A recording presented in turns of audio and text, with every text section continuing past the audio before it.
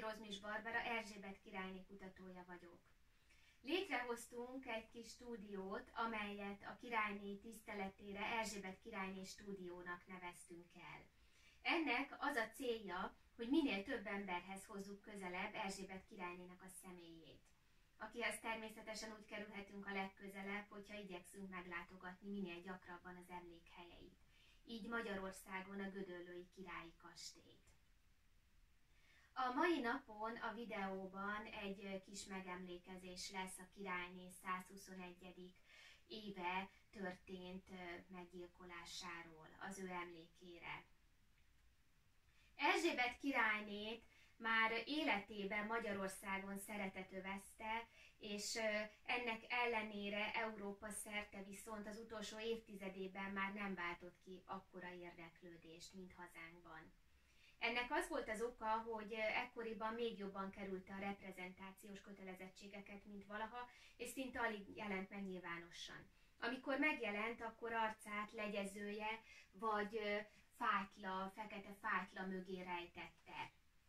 Rudolf főherceg 1889-es halála után már szinte mindig feketét hordott, egész életében gyászolt. Ekkoriban minél egyre többet utazott, erősödött az utazás iránti szenvedélye, és ez annak is betudható a főherceg halála mellett, hogy rengeteg tragédia érte őt, amelyet alig tudott elviselni, feldolgozni. Ezen kívül az öregedéssel járó panaszokat sem tudta elviselni.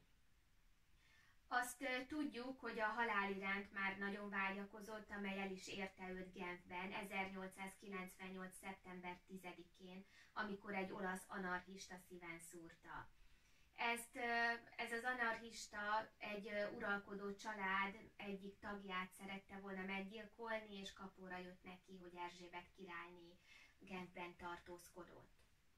Erzsébet Svájcról 1880-ban egészen máshogy vélekedett, mint halálának idején. Ezt írta egy versében az országról. Svájc, pompázó hegygerincek, órák pontos armada, csak ne fenyegetne minket királygyilkos fajzata. 1890-es években Erzsébetet már vonzotta valami Svájchoz és Genfhez, mintha érezte volna, hogy itt találja meg lelke a nyugalmat. Nagyon sokat utazott az utolsó évtizedében, és ezek az utazások leginkább, legszívesebben a monarchián kívüli országokra terjedtek ki, mert itt volt a legkisebb a valószínűsége, hogy felismerik őt. Erzsébet királyné udvarhölgye, magyar udvarhölgye, több udvarhölgye is volt, aki magyar volt, a koronázást megelőzően már igyekezett magyar udvarhölgyeket választani. Erzsébet királyné kíséretében című könyvből olvasnék néhány részletet. A halála előtti napon, 1898-ban Erzsébet egy tiszteletbeli látogatást tett húga Mária Zsófia, nápoly-szicíliai ex-királyné érdekében Rothschild bárónénál. Ugyanis a báróné családja volt az, aki támogatta a húgát. Ez a látogatás, illetve ez a nap nagyon jó hangulatban telt Erzsébetnél, és annyira jó hangulatban, hogy a bárónével még kocintott is, pezsgőt is ivott, és rendkívül sokat evett. A látogatás végén, ez néhány órát foglalt magába ez a látogatás, ennek végén megtekintették a kastély műkincsgyűjteményét, amelyben Erzsébet érdeklődött, valamint a kertet.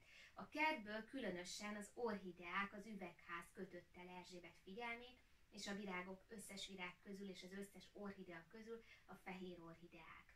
Ezért választottuk ezt a virágot ide a stúdióba. Így ír Irma. Egy ilyen fehér sereg szinte elbűvölte.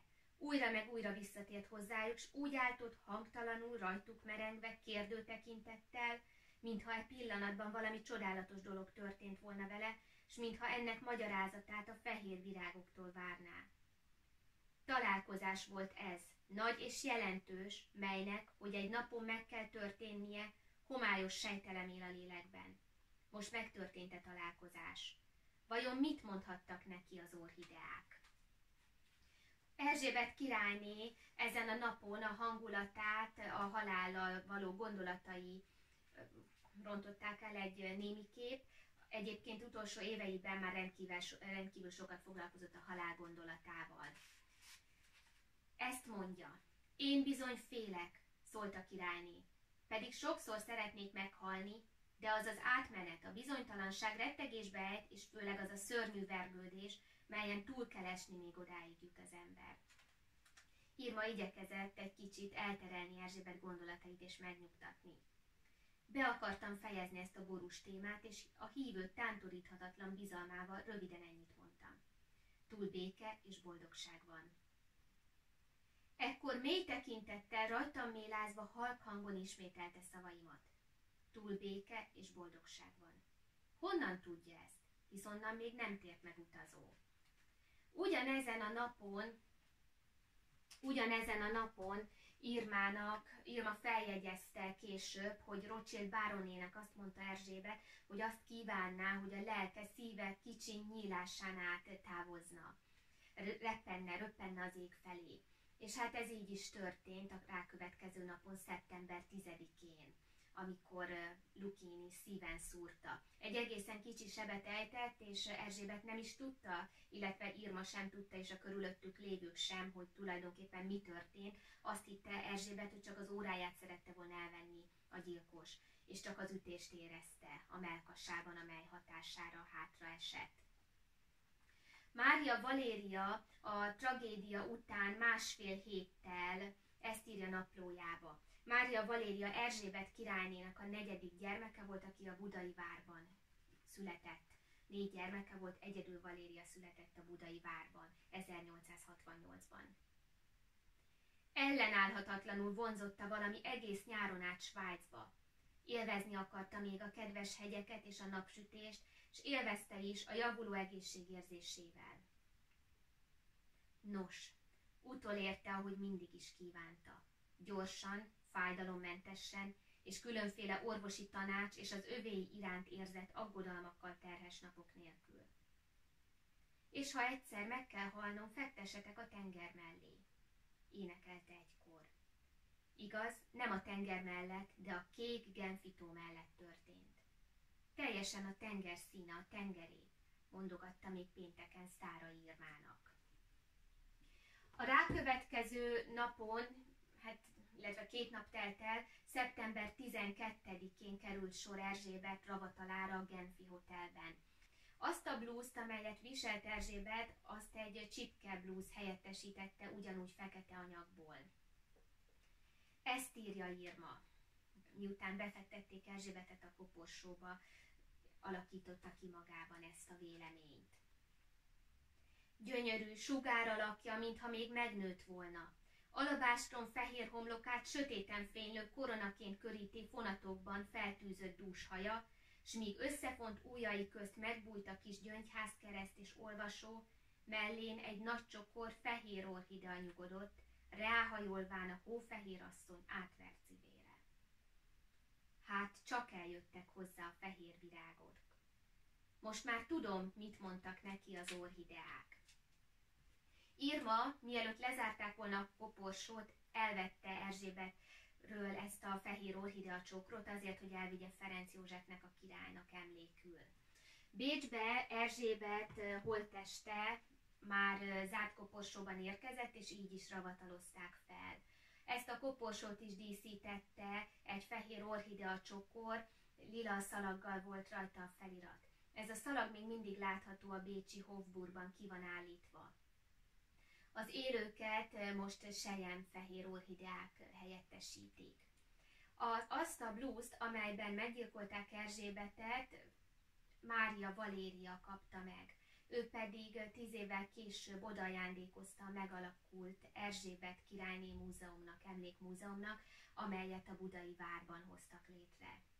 Ez a fekete csipke blúz még mindig megvan, a Magyar Nemzeti Múzeum tulajdonában áll, és meg is tekinthető, láthatjuk rajta a 3-szög alakú fekete szúrásnyomot.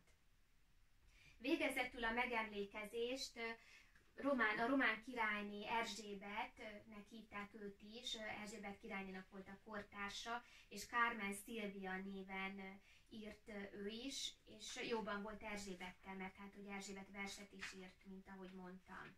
Ezt mondja Carmen Sylvia a halála után. Erzsébet halála csak a világ számára volt szörnyű. Neki magának azonban szép, csöndes és nagyszerű volt, mert megpillantotta a szeretet, nagy természetet, s fájdalom nélkül békében távozott. Nem mindenki szereti, ha gyászolók tömege veszi körül, amikor kileheli a lelkét, és ha még a halálos ágyán is az összes lehetséges ceremóniákhoz kell alkalmazkodnia. Vannak, akik szép haldoklást rendeznek a világnak, de ez nem vallott volna rá. Ő egyáltalán semmi nem akart lenni a világ számára, még halálában sem. Egyedül akart lenni, észrevétlenül elhagyni a világot, amelyből oly gyakran elmenekült nyugalmat keresve, szüntelenül a magasabb és tökéletesebb felé törve. Szeretettel ajánlom mindenki figyelmébe a Merénylet című filmet, amelyet a 120 éves évforduló alkalmából Pájer Róbert rendezett.